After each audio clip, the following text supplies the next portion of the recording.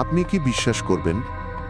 পশ্চিমবঙ্গের পুরুলিয়ায় এমন একটি রেলওয়ে স্টেশন আছে যা শুধুমাত্র একটি ভূতের ভয়ে দীর্ঘ ৪২ বছর ধরে সম্পূর্ণ বন্ধ রাখা হয়েছিল। পুরুলিয়ার এই স্টেশনের নাম বেগুনকোদর। ১৯৬৭ সালে এই স্টেশনের মাস্টার প্ল্যাটফর্মে সাদা শাড়ি পরা এক তরুণীকে নাচতে দেখেছিলেন। এর কিছুদিন পরেই সেই মাস্টার এবং তার পুরো পরিবার রহস্যজনকভাবে মারা যান। এরপর থেকে কোনো ট্রেন চালক বা যাত্রী এই স্টেশনে থামতে চাইতেন না।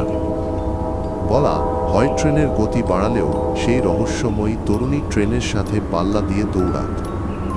আতঙ্কে ভারতীয় রেল এই স্টেশনটিকে ভুতুড়ে ঘোষণা করে দীর্ঘ ৪২ বছর বন্ধ করে রাখে। ২০০৯ সালে মমতা বন্দ্যোপাধ্যায় এটি আবার চালু করেন।